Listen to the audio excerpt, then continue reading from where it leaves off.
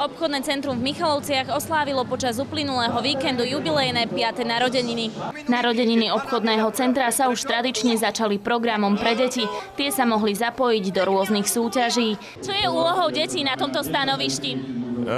Cvičíme a cibríme jemnú motoriku. To znamená, máme na šnúrke pero a fľašu a tam sa musia trafiť. Ako to zatiaľ deťom ide?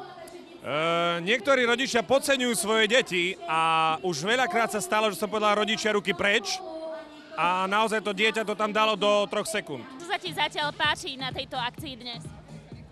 Tak všetko zatiaľ. A za čo si dostala tieto pečiatky? Kde si súťažila? Tá. Koľko máš ty pečiatok? Ja 4. A za čo si ich dostal? Kde si súťažil? Som súťažil na nosení vajíčok i na to, čo na hlavu a pri silákoch. Toto som dostala za pero, potom za vajce. Áno. A čo sa ti z toho najviac páčilo? To s vajíčkom. Myslíte si, že je dobré, že sa takéto akcie robia pre deti, že nesedíte doma, ale prišli ste takto vonku si zasúťažiť? Výborne, nie že dobre. Viete, teraz sobota, počasie nijaké, takže tu je výborne. A deti jak maku. Deti zaujali aj dvaja z najsilnejších mužov sveta. Narodenín sa zúčastnil najsilnejší muž Európy, Konstantín Ilin.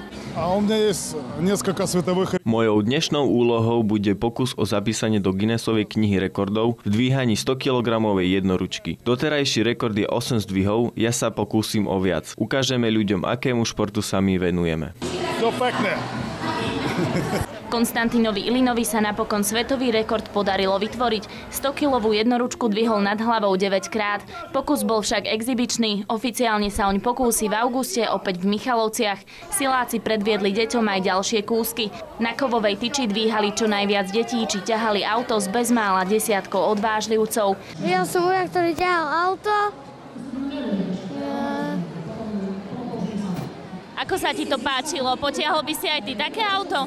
Nie. Obchodné centrum je každoročne známe tým, že počas narodeninovej party je tu aj bohatý program pre deti, sú to rozprávkové postavičky rôzne, stále rôzne atrakcie, aj vedomostné rôzne hry, takže ja si myslím, že čas strávený počas narodeninovej party, počas detského popoludnia je pre deti jeden z tých najlepších, ja si myslím. Okrem tých najmenších si na svoje prišli aj dospelí.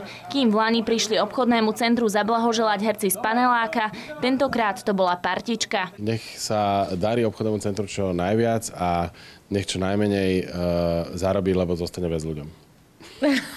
To si milo povedal. No, v prvom rade ekonomickú prosperitu. Tak asi... Tak asi nie? Ale áno, isté, že áno.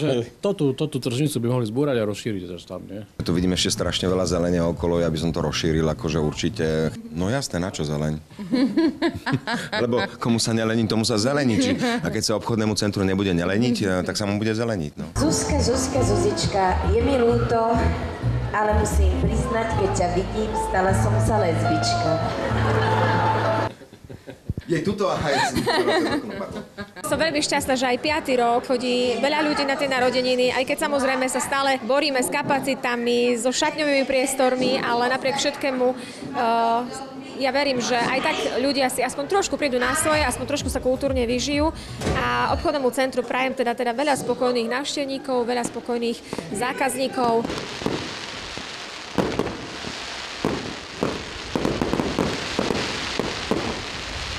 Narodeniny obchodného centra v Michalovciach boli plné rekordov. Okrem tých, ktoré predviedli siláci, sa ich zúčastnilo aj rekordný počet návštevníkov.